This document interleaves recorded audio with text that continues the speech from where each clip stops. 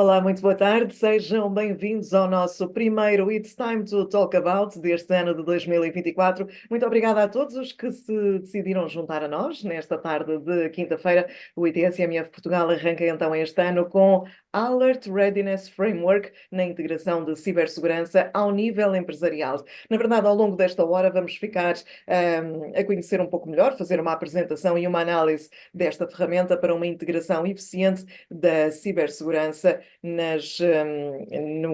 no ambiente empresarial. Esta é uma sessão que vai contar então com dois oradores, com o Rui Chantilal, ele é Managing Partner da Devoteam Cyber Trust, tem mais de 25 anos de experiência no setor da segurança da informação, dos quais 10 anos que antecederam à fundação da Integrity, foi diretor da prática de segurança da Oni Telecom e Head da prática de Managed Services da Glint, também muito conhecida.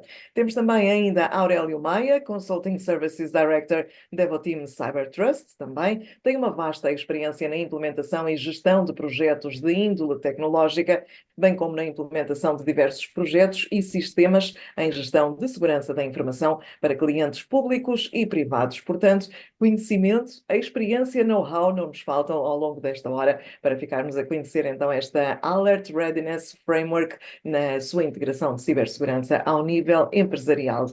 Fica já também uma nota para quem nos acompanha que o nosso próximo evento vai ser um hands-on talk, é portanto uma versão mais prática, com menos componente de apresentação e bastante aberta ao debate, e vai ser no dia 29 de fevereiro, às 6 da tarde, como habitualmente acontece, The Digital Operational Resilience Act, o DORA, é assim que a sigla funciona, e esta é a Regulação 2554 de 2022, um tema muito atual, muito pertinente e que vai então mover-nos no dia 29 de fevereiro para mais um webinar, mais um encontro aqui online no nosso Zoom. Fica também a nota que, naturalmente, após a apresentação dos nossos oradores, o chat está aberto a qualquer participação, qualquer questão, qualquer pergunta ou mesmo uma observação, comentário, o que quer que seja, podem fazê-lo aqui no chat. Boa tarde a todos os que, entretanto, se juntaram a nós.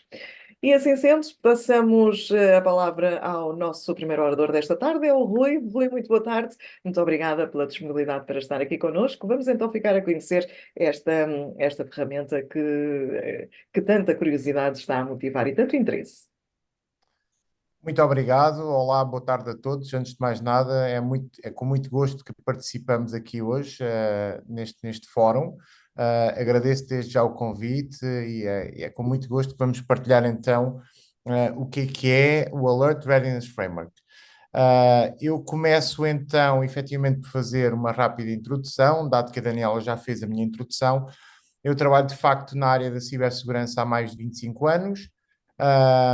Em 2009 fui o cofundador da Integrity. A Integrity é esta empresa que foi adquirida pela Devoteam em 2021 e desde aí que sou o Managing Partner da Devoteam Cyber Trust, que é a marca da Devoteam que opera no setor da cibersegurança. Tenho um mestrado em cibersegurança, além de algumas certificações relevantes na indústria. E efetivamente a Devoteam Cyber Trust é uma entidade que opera atualmente em mais de 18 países na EMEA, com mais de 850 profissionais dedicados ao tópico da cibersegurança. Nós trabalhamos efetivamente os tópicos da ciberresiliência, da segurança aplicada e temos alguns serviços geridos em cibersegurança. E o tema que trazemos hoje é efetivamente um contributo que damos à indústria da cibersegurança e à indústria da gestão da informação no contexto do tema da ciberresiliência. Eu acredito que, na atualidade, nós vivemos uma era na qual chamo uma era de copo cheio na cibersegurança.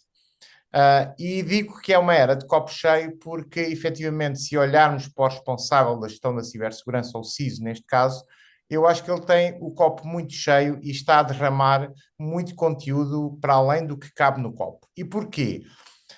Vejamos, na atualidade, um CISO tem que se preocupar, antes de mais nada, com a envolvência e a evolução das ameaças, tem que garantir uma gestão de risco adequada, tem que garantir preparação para resposta a incidentes, tem que garantir um processo adequado de operações de segurança, consciencialização, conformidade e regulações, a parte da gestão e das políticas a gestão de risco das terceiras partes, tem que garantir o suporte e a resolução, mitigação do resultado das auditorias, o reporting de incidentes e tem que suportar o negócio. Isto tudo enquanto, em paralelo, ainda tem que garantir fazer isto com um budget adequado, preocupar-se com questões técnicas como a arquitetura de segurança, gerir e liderar os projetos de cibersegurança, gerir os seus parceiros, gerir a identidade e os acessos, gerir a consciencialização dos utilizadores e garantir que os utilizadores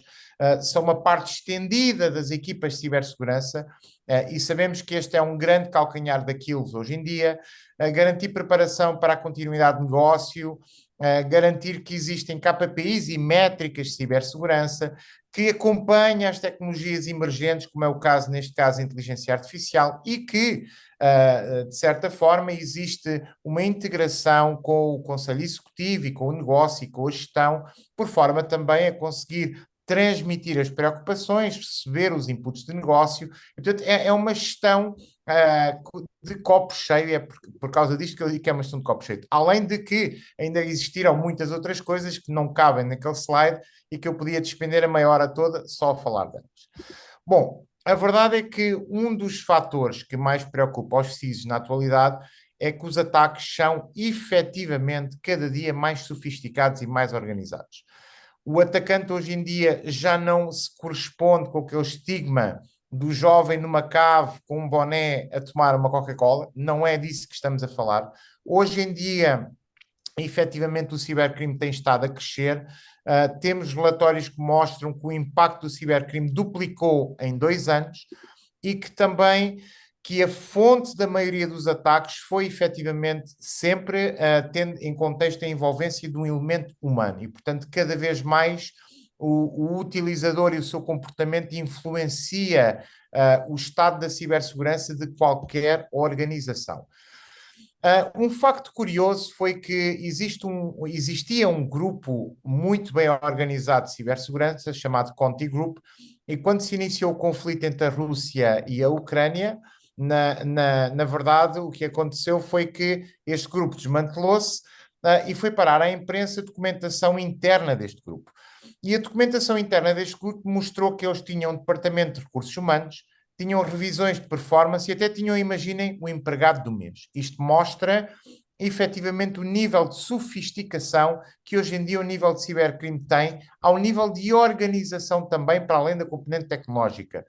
A verdade é que existem footages, existem gravações de call centers de scamming, e se nós olharmos para estes senhores a operar, nós percebemos que eles têm processos, têm procedimentos e efetivamente operam como se fosse uma organização legítima do ponto de vista organizacional, só que o core não é algo legítimo. E, portanto, reparem, hoje em dia existem mais que evidências que o cibercrime está cada vez mais organizado. Isto quer dizer que nós próprios também nos temos que organizar de uma forma adequada e utilizando frameworks, tecnologias, técnicas, estratégias modernizadas. Caso contrário, estaremos a combater problemas novos com armas antigas. E, portanto, é essa uma das grandes motivações do Alert Readiness Framework. E, portanto, hoje em dia, pede-se efetivamente aos CISs que sejam super CISs, na verdade, e por curiosidade já existem estudos que indicam que o nível de stress e de burnout das pessoas que trabalham nesta indústria é acima das restantes indústrias. E eu acho que se percebe porquê deste nível de pressão e deste nível de stress continuado. E, portanto, nós acreditamos que é preciso inovar também da perspectiva da organização, da perspectiva da gestão da cibersegurança. E muitas vezes dizem, ok, Rui, mas já existem muitas frameworks. É verdade, existe o NIST, existe a ISO 27001, o NIST, existem vários frameworks, mas a questão é, elas não estão ainda assim a continuar a conseguir ser totalmente efetivas. Caso contrário, o cibercrime não estaria efetivamente a duplicar conforme nós vimos. Nós acreditamos que é possível complementar estas frameworks e efetivamente surgiu-nos uma ideia que permite efetivamente abordar os desafios que temos hoje em dia no tópico da ciberresiliência, porque efetivamente o cibercrime está a crescer, efetivamente é cada vez preciso maior investimento existe alguma dificuldade de medir o apetite de risco das organizações, nomeadamente tendo em consideração os requisitos de negócio. As linhas de defesa são algo cinzentas hoje em dia, já não são a preto e branco. E, conforme eu disse, os ataques são cada vez mais sofisticados, porém, o número de recursos que nós temos para trabalhar nesta indústria é cada vez mais escasso e, naturalmente, existe uma grande pressão também das entidades regulatórias para forçar a indústria, efetivamente, a implementar medidas adequadas. Bom, uma abordagem típica de cibersegurança hoje em dia, e naturalmente de uma forma muito sumarizada, é a que eu represento neste slide, que é: existem dois momentos, dois estados nas organizações. Um estado no qual estamos em operações normais, ou seja, não temos nenhum incidente crítico, e neste momento o que nós fazemos é gerimos a cibersegurança de acordo com os frameworks ou os modelos de gestão que tivemos implementados e executamos as operações de cibersegurança em conformidade com os processos que tivemos implementados. E caso passemos a um momento de incidente crítico, então nesse caso deixa de estar tudo bem, passamos ao cenário de termos um incidente nas mãos e nesse contexto vamos ligar então a nossa sirene no contexto de um processo de resposta a incidentes e esperemos que não, podemos ter aqui para um modo de continuidade de negócio. Eu acho que este modelo aqui, efetivamente, aplica-se a 4 vetores, ou pelo menos deveria assim ser. Aplica-se aos processos da perspectiva de gestão, aplica-se à tecnologia, aplica-se também às pessoas, porque sabemos que as pessoas são parte integrante da gestão e são alvo de muitos mecanismos e práticas de cibersegurança, e deveria também levar em consideração o core das organizações. E da leitura que eu faço, eu acho que os modelos que nós hoje em dia temos, podemos colocar aqui um semáforo verde no que diz respeito aos processos, porque, ao contrário do que existia há 10, 15 anos atrás, hoje em dia praticamente qualquer organização do tamanho médio, médio grande ou grande, já tem um CIS, tem uma estrutura, tem uma framework, tem um alinhamento, nem que seja porque foram forçados com base na RGPD, tem um alinhamento com a 27001 ou com outras frameworks, e portanto, da perspectiva de processos, claro que há coisas para fazer, mas diria que as coisas estão mais ou menos bem alinhadas. Do ponto de vista tecnológico, eu lembro-me que há 15 anos atrás nem sequer havia muitas vezes processos de patching estruturados. Hoje em dia não é o caso. A componente tecnológica e a sua atualização é um tópico que está, na generalidade dos casos, bem endereçado. A componente das pessoas, amarelo, porque sabemos que mais que 80% das vulnerabilidades ainda têm como origem um comportamento errado do ponto de vista do utilizador.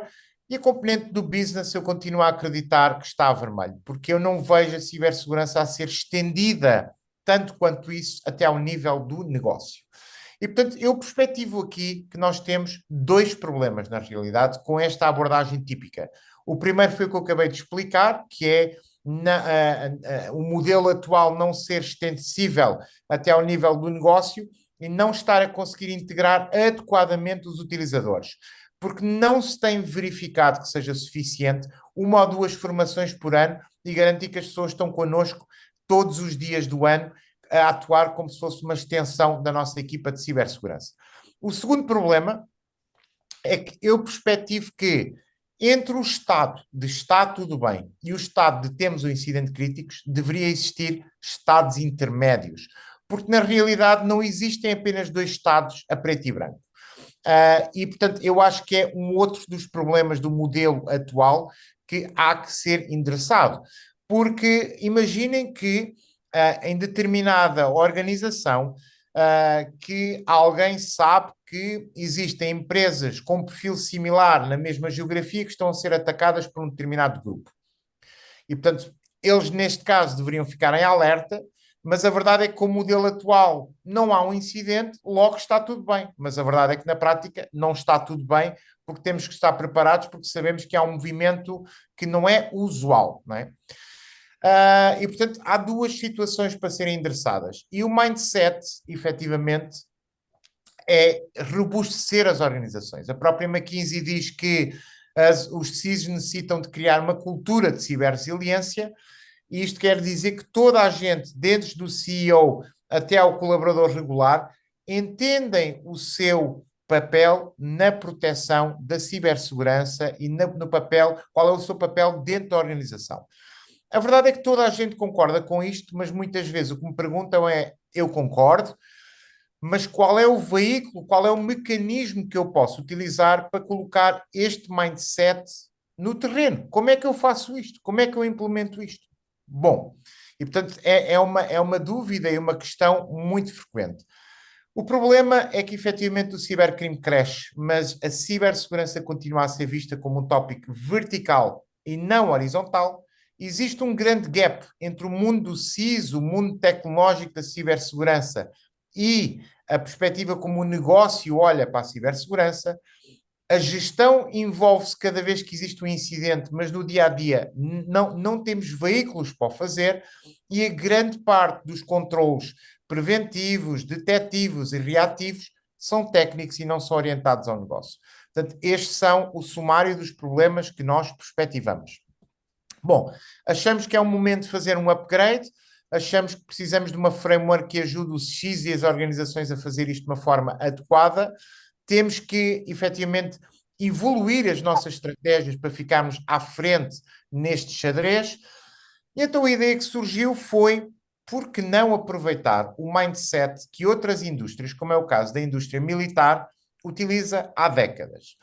O sistema DEFCON é um sistema que provavelmente não necessita de apresentação a ninguém. Quando nós falamos de DEFCON, sabemos que é, por exemplo, o sistema que o Exército dos Estados Unidos utiliza e que se organizam em 5 níveis de alerta e que, de acordo com insights, de acordo com a informação que eles têm, eles efetivamente estabelecem qual é o nível atual de alerta da sua organização e depois detêm um conjunto de processos e procedimentos que estão previamente definidos, que permite fazer o fine-tuning das práticas da organização para estarem alinhadas com o nível de risco atual da sua organização.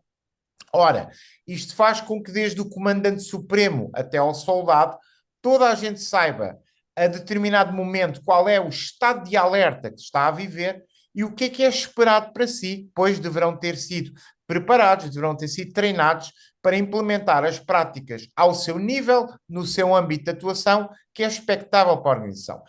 É uma ideia simples de explicar, mas pode não ser assim tão simples depois de implementar. Por causa disso, efetivamente, nós criámos uma framework e documentámos uma framework que o que faz é ajuda as organizações a implementar este mindset nas organizações e estabelecer processos, procedimentos e atividades interrelacionados com o nível de alerta em que a organização se encontra, com processos, procedimentos e atividades ao nível das pessoas, dos processos, do negócio e da tecnologia. E, portanto, como é que funciona esta framework? Já agora, esta framework não é uma ferramenta, é, na verdade, um conceito, é, na verdade, um livro que está disponível para download gratuitamente e qualquer organização pode fazer o download e pode, efetivamente, implementar este mindset. Porque a ideia é interessante, mas sabemos que desde a ideia até à sua implementação efetiva há dezenas de questões que têm que ser consideradas, nomeadamente em empresas, em organizações que podem ter uma dimensão considerável, e daí nós temos documentado isto. E, portanto, antes de mais nada, é preciso calcular o nível de alerta atual da organização. Ele depende de um conjunto de sources, inputs, e cada organização tem o seu contexto. É preciso perceber o que é que em determinada organização pode influenciar o nível de alerta. Podemos estar a falar de dados do SOC, de Intel, vulnerabilidades, incidentes, contexto de negócio, e, portanto, temos que perceber quais é que são os fatores que podem influenciar, temos que depois pesá-los e ponderá-los, e temos que efetivamente encontrar uma framework que permita, de uma forma estruturada e continuada, fazer este nível de classificação nas organizações. Depois, em paralelo, naturalmente, devemos definir quais é que são os processos, os controlos, na verdade, que são aplicáveis para cada um destes níveis, ao nível das pessoas, dos processos de negócio e da tecnologia.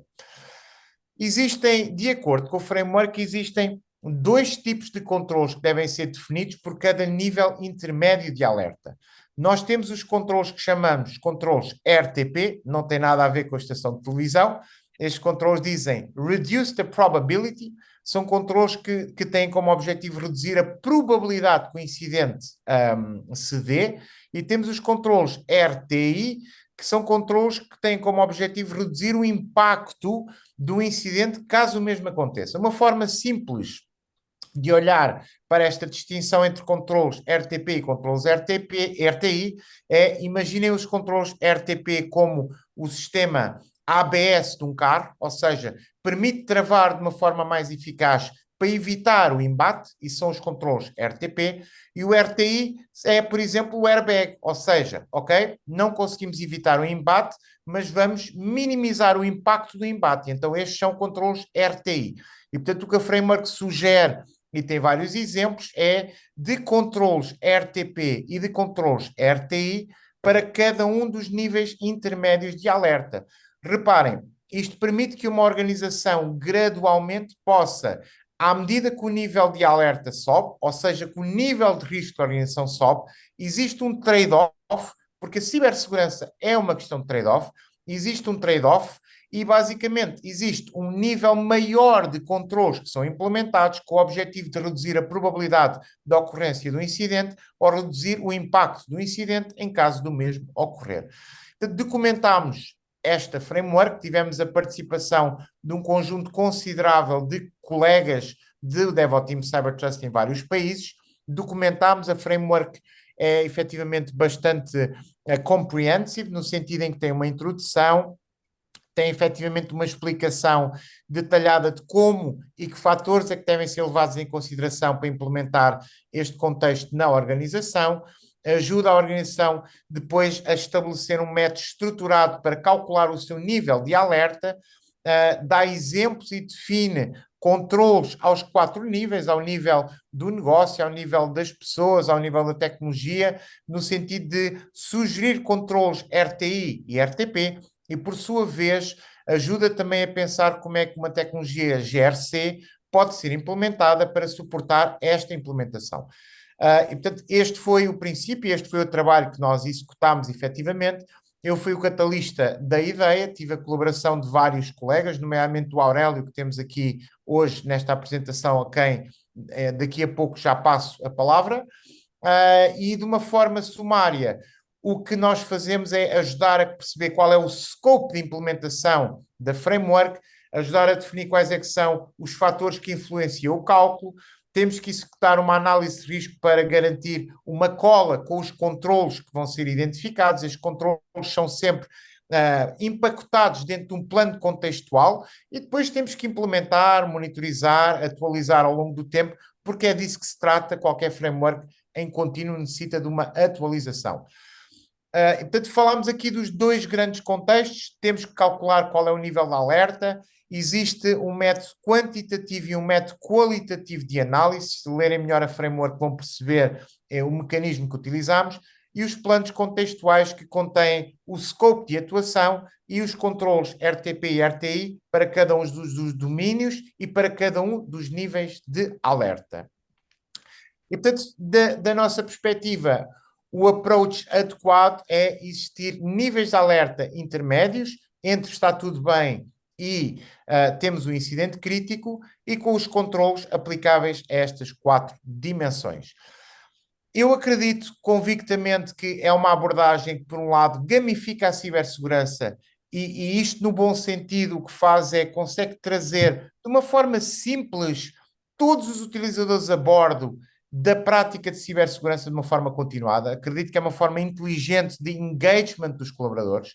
É uma plataforma proativa, é para além de uma abordagem só focada em controles técnicos, estende a prática da cibersegurança para o nível do negócio, porque efetivamente vamos desafiar os processos de negócio a procurarem também um trade-off caso o nível de alerta vá para cima.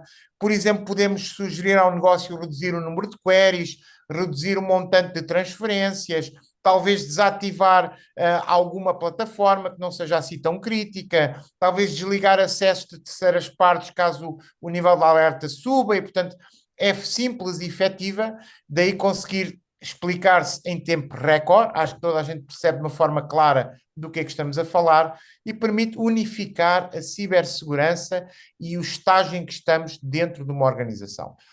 Nós, efetivamente, temos estado a ajudar, enquanto DevOps Cyber Trust, alguns clientes a implementar este mindset nas suas organizações, e para isso vou passar a palavra ao meu colega Aurélio, que vai falar com um bocadinho mais de detalhe desta componente. Aurélio, força! Obrigado, Rui. Uma breve introdução daquilo que é o meu currículo. Basicamente, tenho mais de 30 anos de experiência nas áreas das tecnologias de informação e comunicação, sendo que os últimos 10 anos mais associado em segurança de informação. Tenho também a responsabilidade de desenvolver os nossos serviços de consultoria na área da cibersegurança na DevOps Cyber Trust. Como de facto podemos ajudar? Desde logo, podemos ajudar construindo um programa dentro das organizações para a adoção desta framework. Com o conhecimento que temos da framework, podemos ajudar as organizações a colocar as perguntas certas, para obter naturalmente as respostas certas. Podemos documentar os processos que a framework advoga. Podemos apresentar sugestões, cenários adequados, com base na nossa experiência de implementação. Podemos apoiar na implementação e operação da própria framework uma vez implementada, e também podemos apoiar as organizações a selecionar as ferramentas de governance, risk e conformidade para apoiar na operação da framework. Por esse motivo, construímos um roadmap de adoção da framework. Este roadmap tem duas grandes etapas: a etapa naturalmente de implementação, a etapa da operação. Na etapa de implementação é onde nós fazemos o setup da framework, nomeadamente definindo o seu scope dentro da organização e mais um conjunto de dados e de elementos relevantes. Fazemos a implementação, e já vamos ver a seguir, a implementação das peças fundamentais para que a framework possa ser considerada como pronta a ser utilizada, e depois temos o estágio de operação. Neste estágio de operação, este tem que ser naturalmente de índole continuado, assim como o panorama das ameaças de cibersegurança é continuado, o próprio negócio e as estratégias de negócio também vão evoluindo ao longo do tempo, e portanto temos aqui um ciclo PDCA na fase de operação. Só para dar aqui um pequeno detalhe de cada um dos entregáveis normalmente associados a cada uma destas fases, eu assinalei ali vermelho aquilo que me parece serem os pontos, os elementos mais importantes de cada uma das fases que estão aqui no nosso roadmap. Desde logo, como eu disse, a definição do scope ou scopes, podemos ter vários scopes dentro da mesma organização para a adoção desta framework. Ponto importante no design inicial ou nos designs repetidos ao longo do tempo da framework está naturalmente o cálculo, o estabelecimento dos níveis de alerta e o cálculo e o método de cálculo para esses níveis de alerta. Na perspectiva da operação, teremos naturalmente, como também dizia o Rui, construir os planos de resposta contextuais por cada nível de alerta. Na parte da avaliação do framework, vamos ter que definir quais são os indicadores e as métricas que nos possam identificar a performance que estamos a obter com a adoção da framework. E, por último, não menos relevante, temos que ter também a implementação de processos de melhoria contínua e de manutenção da própria framework. O Rui já tocou um pouquinho de como é que se posiciona esta framework relativamente às outras normas e frameworks já existentes no mundo da cibersegurança. Eu diria que, de facto, isto é complementar. Se, por um lado, o foco das atuais normas e frameworks tipo ISO 27001 e NIST CSF, por exemplo, é estabelecer um conjunto de práticas de gestão de segurança de informação ao longo dos níveis de resiliência dentro da organização. O foco desta framework que agora pretendemos preconizar será, no fundo, por um lado, alargar aquilo que são os conceitos de cibersegurança ao nível mais do negócio e de estratégias de negócio, bem como estruturar, no fundo, os níveis de prontidão da organização para a resposta a incidentes de segurança da informação. Em termos de conclusão, o que é que podemos dizer? De facto, consideramos que ao adotar esta framework, estamos, no fundo, a criar uma linguagem comum dentro, da organização. Portanto, essa linguagem comum é entendida ou deve ser entendida desde os técnicos até, à gestão de topo. Por outro lado, também estamos a criar um maior estágio de prontidão em virtude de já não ser ou tudo branco ou tudo preto, temos aqueles estágios intermédios e, portanto, conseguimos de alguma forma ter estágios diferentes de prontidão e flexibilidade na adaptação dinâmica das especificidades das questões específicas de cada uma das organizações. Por outro lado, ao queremos estender esta framework não só à área técnica ou às áreas técnicas, mas também ao negócio, de facto, estamos a envolver todas as pessoas que têm algum papel relevante dentro das organizações, nos aspectos da cibersegurança. Também, como vimos há pouco, por via de termos detalhado quais são esses níveis degradê de cinzento em termos de níveis de alerta, estamos a estruturar a resposta aos nossos incidentes de acordo com as ameaças, de acordo com o nível de ameaça que de facto temos em cada momento na organização. Somando tudo isto, acreditamos que melhoramos de forma segura, de forma compacta, aquilo que são os níveis de resiliência da organização ao nível dos ataques e ao nível daquilo que é a proteção dos nossos principais assets. Sem dúvida. Aurélio, obrigado. Efetivamente, só ia aqui adicionar que a framework está disponível para download, conforme expliquei, é gratuita. Efetivamente, o nosso objetivo não é vender a framework, o nosso objetivo é fazer um forte contributo para a indústria de cibersegurança, porque não existe framework alguma que ajude as organizações a implementarem este mindset, e, portanto, foi esse o nosso objetivo. Não sei, Aurélio, se ias complementar dizendo alguma coisa. Não, ia dizer exatamente a mesma coisa, mas ainda bem que disseste. De facto, é uma framework que não que pretende ser completamente livre de download para poder ser implementada por quem achar que este conceito é relevante para a organização. Sim. Gostava só de terminar aqui com duas quotes das quais gosto muito. A primeira do Albert Einstein, na realidade, a dar a entender que nós não podemos continuar a utilizar mecanismos que têm 10, 20 anos para combater problemas que se modernizaram, e a segunda a dizer que nós temos que conseguir prever o nosso futuro, e neste caso é uma framework proativa que ajuda as organizações a terem níveis intermédios, e a melhor resposta que podemos ter é prever que isso nos vai acontecer e como é que nós estaremos prontos para responder a estas questões.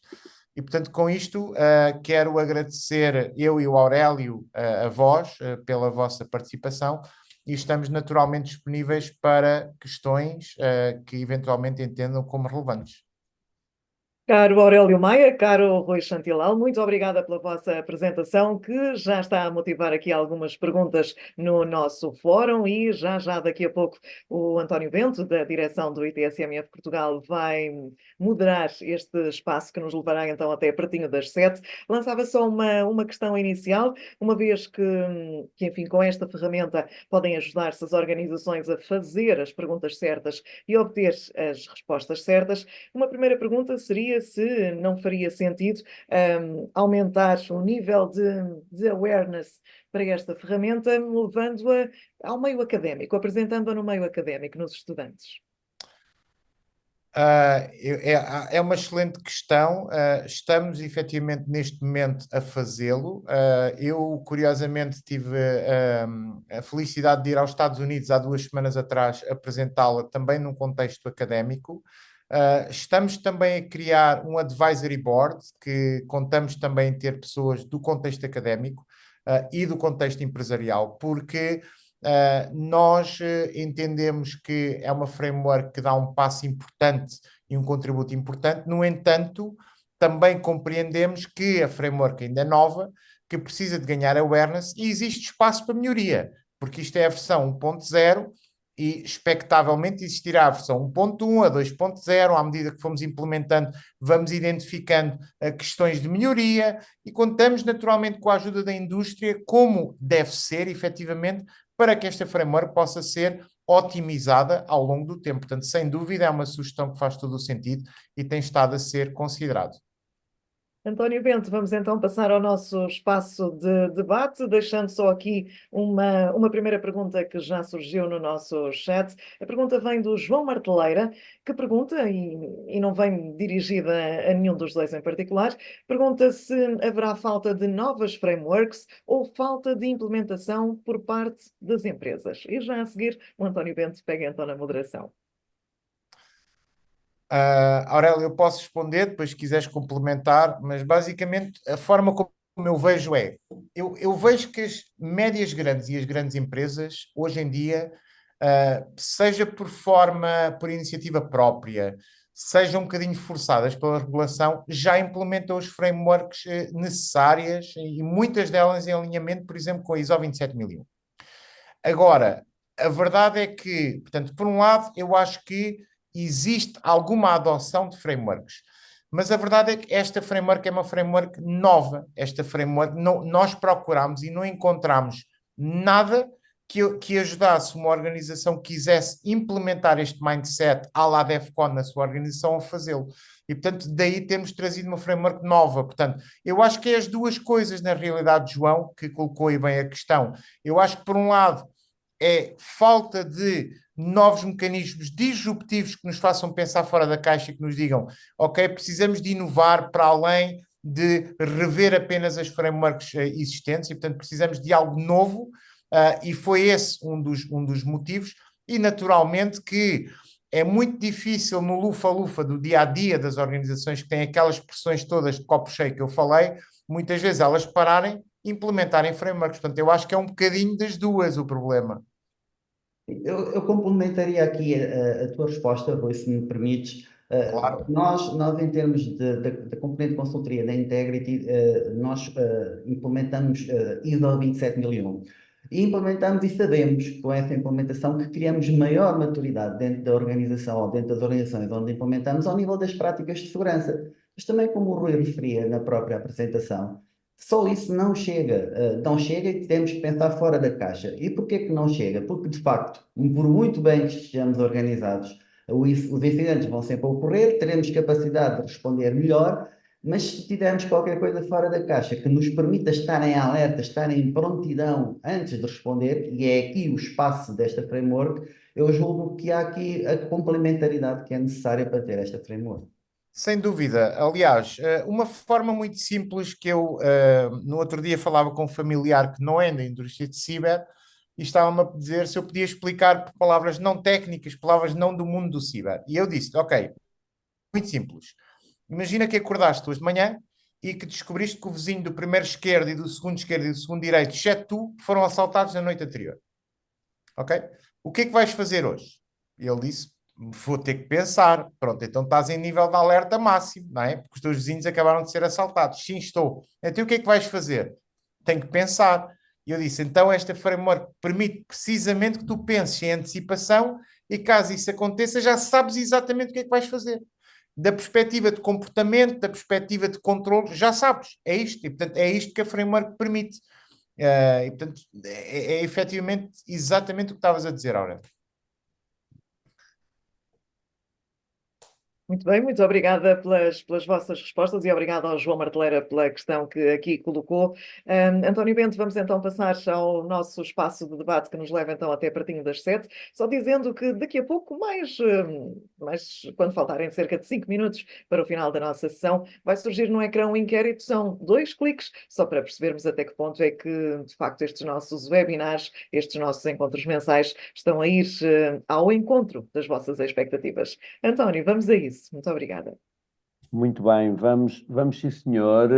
Primeira nota, muito obrigado, Daniela, aqui pela introdução no fundo, pela transição. Muito obrigado ao Rui e ao Aurélio pela disponibilidade e pela excelente apresentação e muitos parabéns pela framework e pelo vosso trabalho, que é de facto muito, muito importante. Depois da primeira questão do fórum e lançando naturalmente o repto para continuarem a colocar questões, temos aqui muito, muito, muito campo para debater. Eu começaria com uma questão pegando em algo que o Rui nos trouxe logo no início, a propósito do cibercrime, estar naturalmente mais organizado, e muitas vezes quase que faz lembrar a questão do doping no desporto, não é? Ali ao lado há quem esteja sempre mais à frente do que no lado legítimo da parada.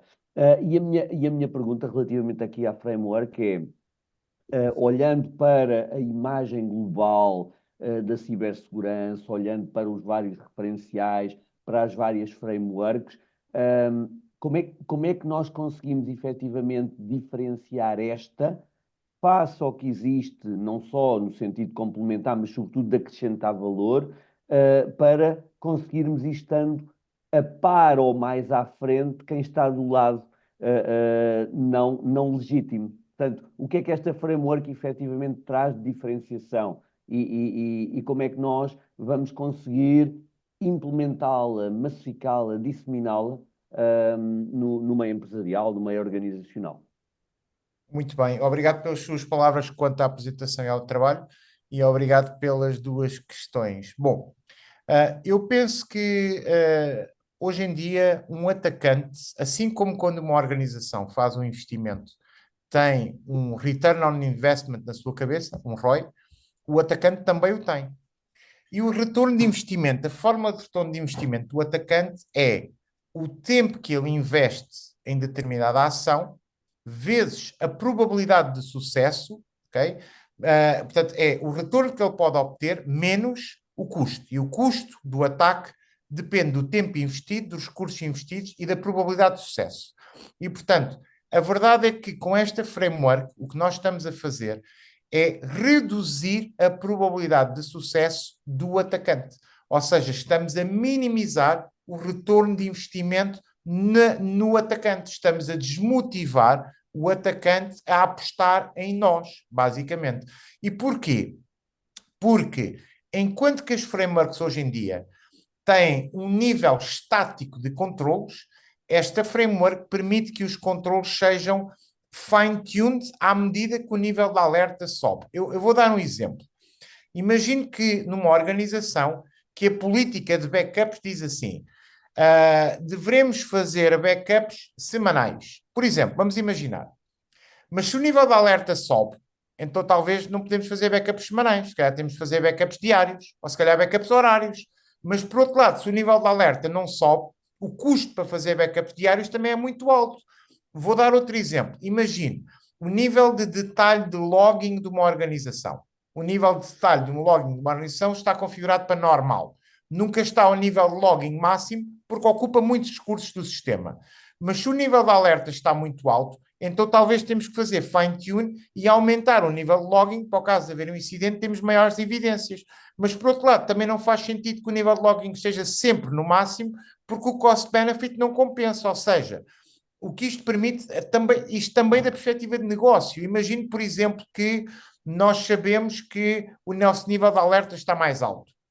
Então, talvez vamos implementar throttling no nosso website para fazer slowdown propositado às queries, mas que tem um trade-off, mas que, por outro lado, vai evitar que exista um download massivo de dados do nosso website. Ou seja, o que é que estamos a fazer? À medida que o nível de risco sobe, estamos a implementar controles mais finos para reduzir a probabilidade de sucesso do atacante, tornando o seu retorno de investimento menor. E, portanto, eu acho que é isto que esta framework tem de diferente, ou seja, o nível dos controles é adaptativo ao nível de risco e hoje em dia as frameworks que nós vemos têm a perspectiva da gestão de risco muito mais estática, não é tão dinâmica quanto isto. E, portanto, eu acho que esse é um grande fator diferenciador.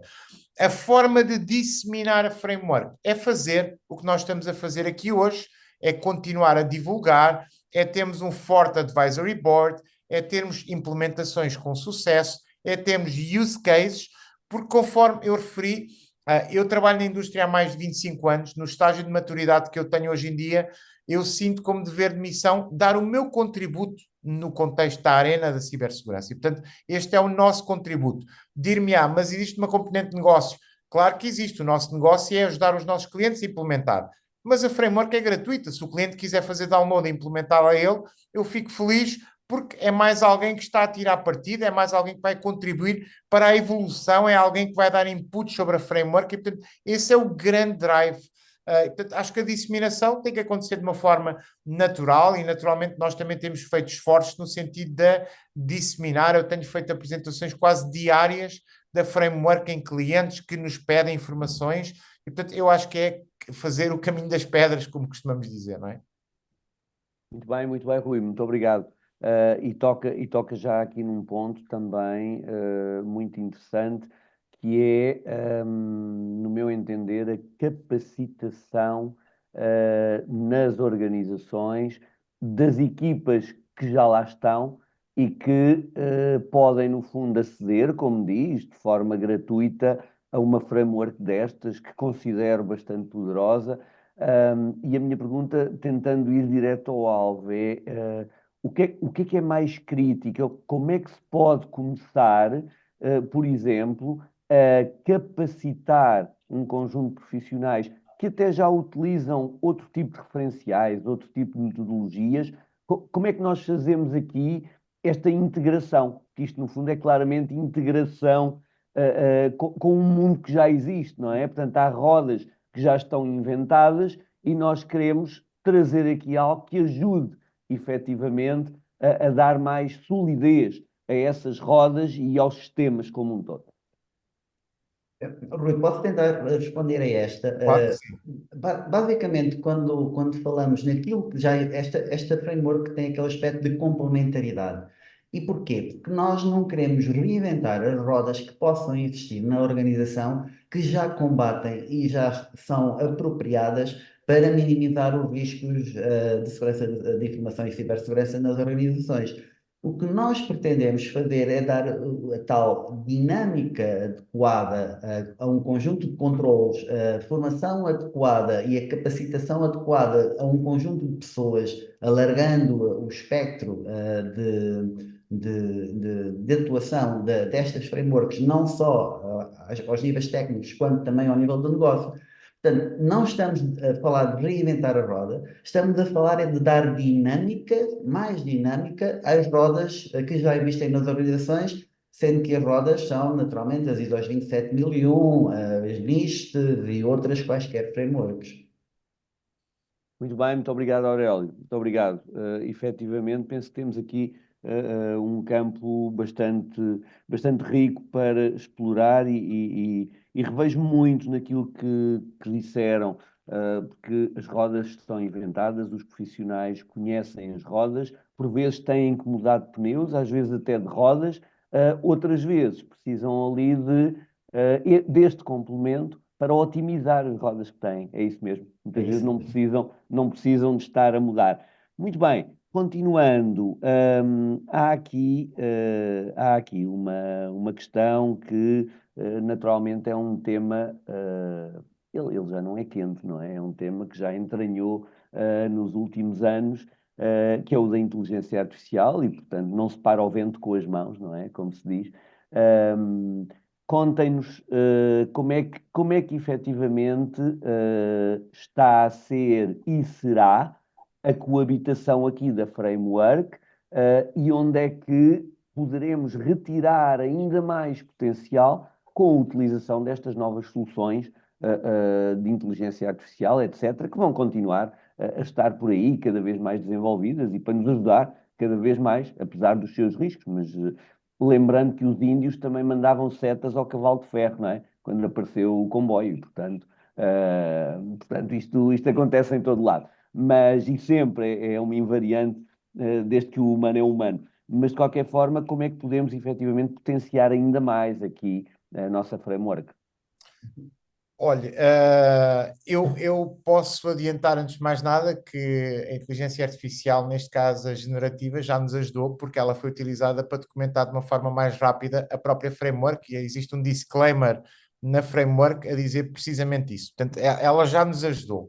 De uma forma contínua, pensámos em também lançar um sistema de LMS powered por inteligência artificial, que possa efetivamente acelerar o onboarding de profissionais, ligado também à questão que o António colocava há pouco, acelerar o onboarding de profissionais para este mindset. Mas mesmo em estágio de implementação, eu creio que será possível utilizar a inteligência artificial para, dado o contexto de qualquer organização, ajudar-nos a documentar processos, ajudar-nos a documentar procedimentos e até sugerir controlos adaptativos, dada a realidade de cada uma das organizações. E, portanto, eu penso que a inteligência artificial pode e deve ser utilizada, por um lado, para fazer o onboarding de mais profissionais de uma forma mais acelerada, e por outro lado, quando estivermos em implementação e até em operação, creio que a inteligência artificial, neste caso estou a falar da capacidade generativa, não é? Pode efetivamente ser impulsionada para alavancar a adoção e implementação. E portanto, eu creio, eu vejo com bons olhos, acho que é um acelerador, aliás, como já foi um bom acelerador, porque existem muitas das componentes que, por uma questão de normalização, até porque tivemos vários colegas de vários países a contribuir para a framework, por uma questão de normalização, ela já nos ajudou imenso a conseguir cumprir os milestones internos que tínhamos para lançarmos a framework.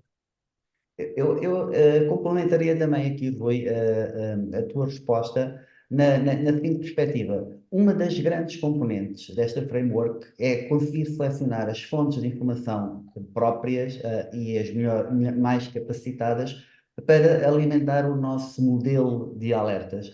E, portanto, aqui eu penso que a inteligência artificial aqui também pode ajudar de sobremaneira, ajudar a arranjar as fontes de informação mais corretas que nos permitam melhorar o nosso modelo de cálculo dos níveis de alerta. Porque com a capacidade que a inteligência artificial tem de ir buscar informação aos mais diversos sítios e analisá-la, ou pelo menos ajudar a analisá-la, naturalmente enriquece de sobremaneira o nosso modelo de definição dos níveis de alerta. Muito bem. Muito obrigado, Rui e Aurélio. Nós ainda temos aqui uns minutos, faço novamente, renovo o apelo para o nosso fórum e os nossos participantes, se quiserem, no fundo, colocar questões, sintam-se à vontade, temos tempo para acolher ainda. Daqui a pouquinho vai surgir o inquérito, ora, aí está ele, o inquérito à satisfação, e portanto eu não consigo carregar aqui em nenhum em nenhum dos níveis da escala, mas para mim eram 5, claramente, não é? Eu gostei muito e não há 6, não eram 6. E de facto renovo os parabéns a esta equipa. Ainda temos tempo para mais algumas questões e então vamos a elas. Há aqui uma questão também que está na ordem do dia e que desde há uns anos, desde há uma década, começou a ganhar muita força, que é a questão da gestão da conformidade, muito associada naturalmente à gestão do risco, à compliance, etc.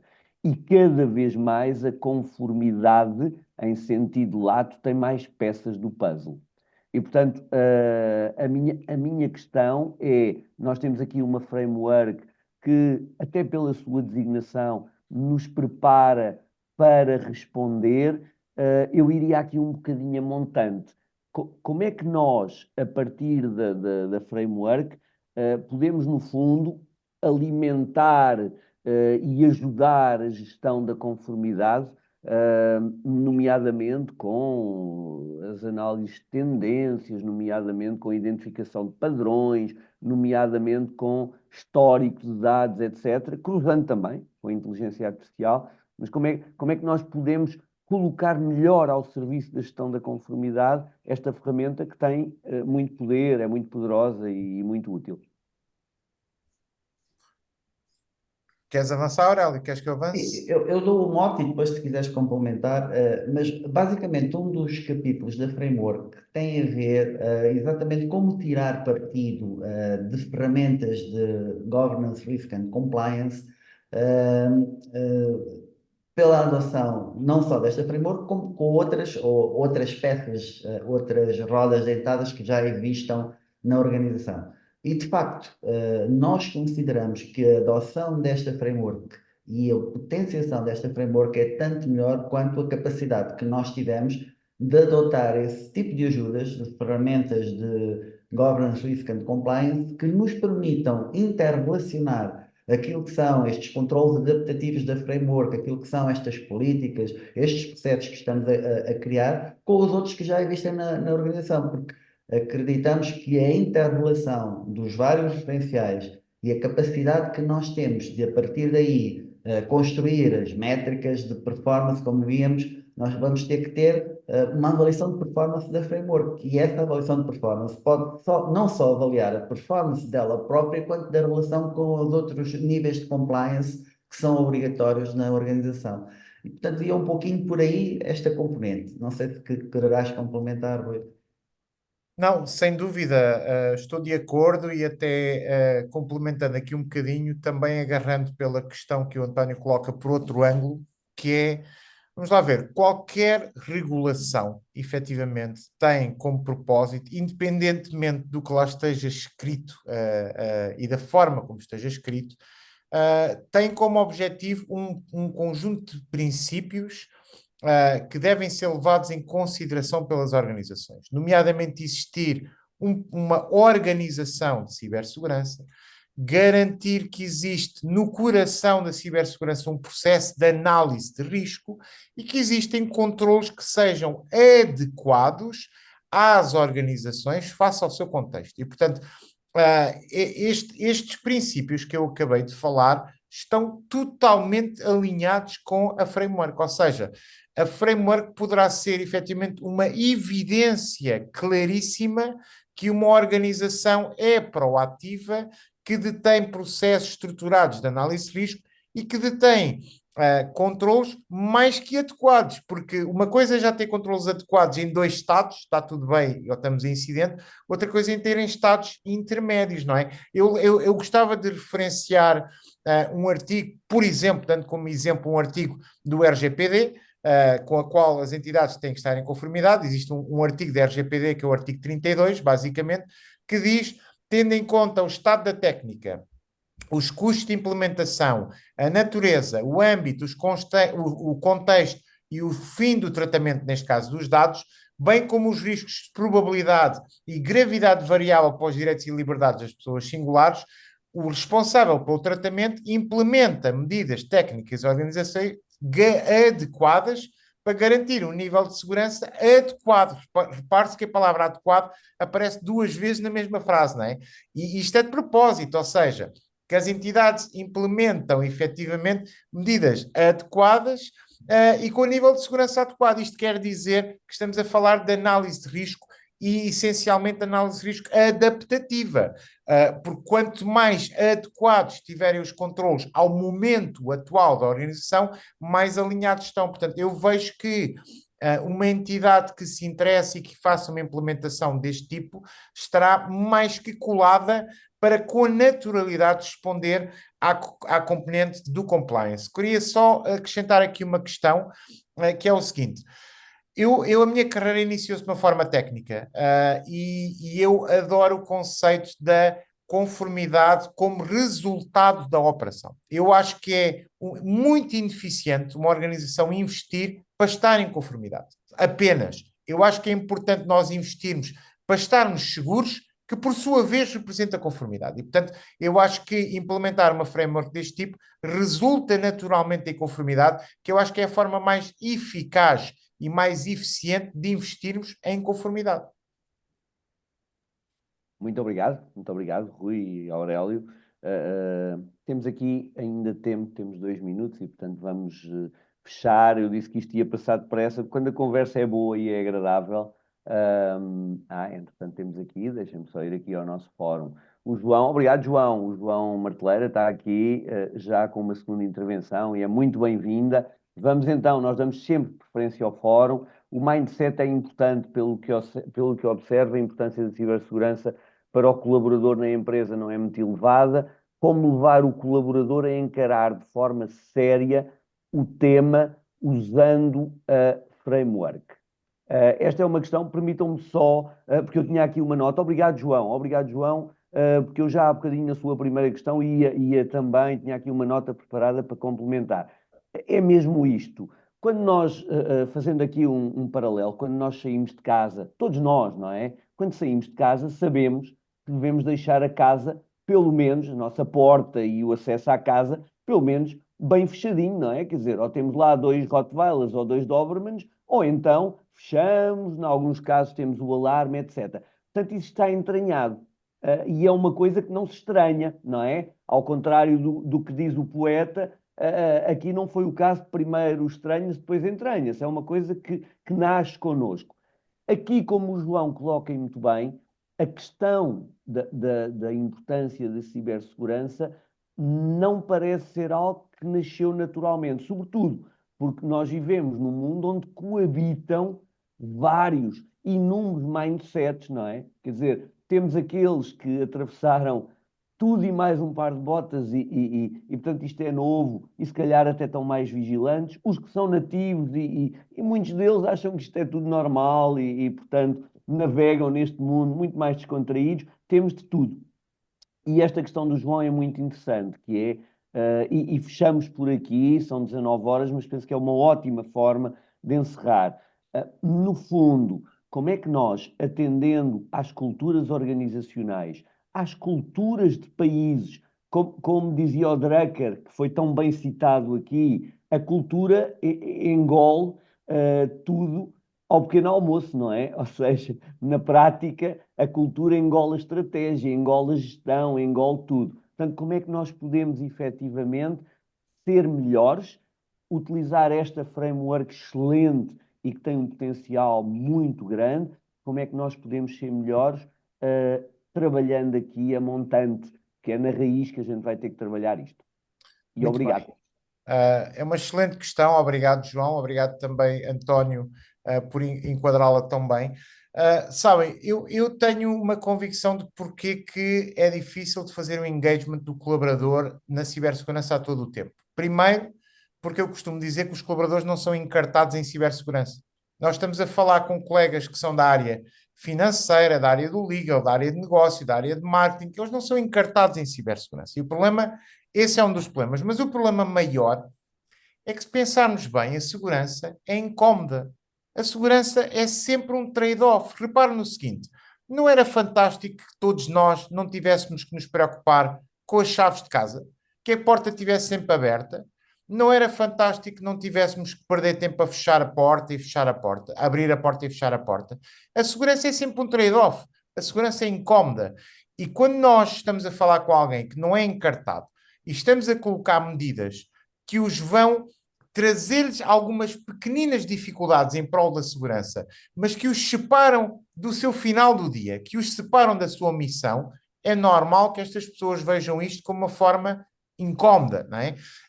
E, portanto, qual é a forma? Por um lado é comunicar com efetividade e explicar os potenciais impactos, mas eu acho que é aí que esta framework é chave, é vital, cabe que nem uma luva, que é, imagine-se, uma entidade que tenha esta framework implementada deve naturalmente, cada colaborador novo que entra em onboarding, deve ser explicada qual é a framework, deve ser comunicada todo o tempo qual é o nível de alerta, deve ser ensinado e explicado a cada colaborador o que é que esperamos dele. Eu vou dar um exemplo muito simples.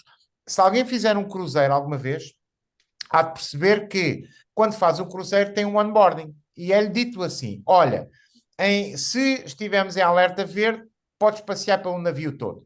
Se estiver em amarelo, não podes estar no convés. Se estiver em vermelho, tens que recolher aos teus aposentos.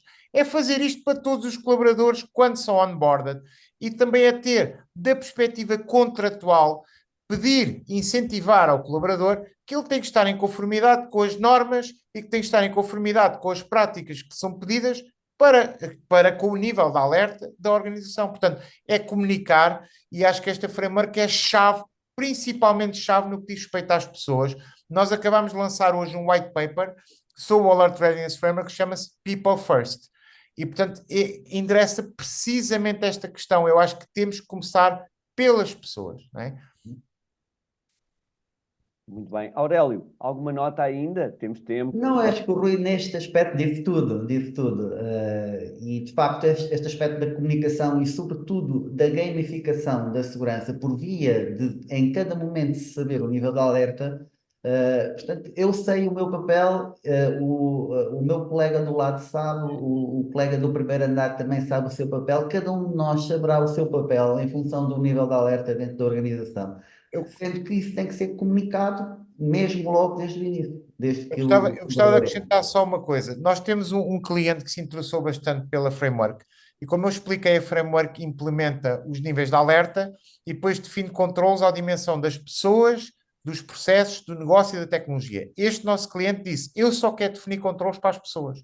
Eu quero aproveitar esta framework e quero definir controles, portanto, vai fazer uma implementação segmentada e vai introduzir o nível de alerta da organização, mas focado só nas pessoas. Portanto, quer fazer uma implementação estruturada, faseada e quer começar nas pessoas. E eu acho que é chave e acho que o contributo da framework aí será muito, muito, muito grande. Muito bem. Estamos mesmo a fechar. Cabe-me a mim rebentar sempre com. Lá está, isto há níveis de alerta e depois há os níveis de gestão do tempo, não é? E a gente vai juntando uns com outros e eu geralmente sou sempre aquele que prolonga isto um bocadinho, porque a conversa está ótima. Muito obrigado. Antes de passar à Daniela para fechar a nossa sessão, muito obrigado ao Rui e ao Aurélio. Quero acreditar que o Aurélio voltou a estar connosco passado 2 anos, porque na altura foi uma boa experiência para si e, portanto, eu lanço desde já aqui, quem sabe, algo para a mesa, para nós irmos digerindo quando a framework estiver na versão 2.0 ou 3.0, por que não voltarmos aqui, caso tenham sentido bem, nós sentimos muito bem e agradecemos, por que não voltarmos aqui para trabalhar então os casos concretos de implementação, as aprendizagens e para continuar, no fundo, esta partilha. Portanto, fica aqui esta nota e será muito bom se proporcionar e vamos trabalhar para isso. E, portanto, despedia-me agradecendo também a todos os que participaram aqui na sessão, que participaram no fórum. Muito, muito obrigado e até daqui a um mês. Com o nosso evento mensal, que cá estará. Daniela, força para fechar. Muito Muito obrigado obrigado, nós Rui. também pelo Muito obrigado, convite. Aurélio. Muito obrigado. Obrigado, muito obrigado. Só mesmo reforçaram, muito obrigada a todos, aos participantes que aqui estiveram connosco desde o início até este final da nossa sessão, aos nossos oradores, muito obrigada a todos. Aqui ficámos então com esta Alert Readiness Framework e os seus princípios, ficámos a conhecê-la bastante melhor. Fica então esta nota, dia 29 de fevereiro, mesmo com o mês de fevereiro a fechar, temos a apresentação do DORA, o Digital Operational Resilience Act. Vamos então falar de regulação em fevereiro, numa altura em que, por vários motivos, mas muitos deles relacionados precisamente com a cibersegurança e estas novas tecnologias e estas novas questões que se levantam, por todos estes motivos, muitos olhos estão postos na Comissão Europeia e nas suas resoluções. Portanto, será também mais uma oportunidade para se abordar a regulação com o DORA no dia 29 de fevereiro. Muito obrigada a todos. Se ainda não nos seguem pelas redes sociais, façam-no para ficarem a conhecer todos os detalhes, quer o balanço desta nossa sessão de hoje, quer a apresentação da próxima. E se assim o entenderem, enviem também um e-mail para secretariado@itsmf.pt para receberem a nossa newsletter. Obrigada a todos. Continuação Obrigado. de uma boa semana e até à próxima. Obrigada. Obrigado, Obrigado. Rui. Obrigado, Aurélio. Um grande abraço. Obrigado.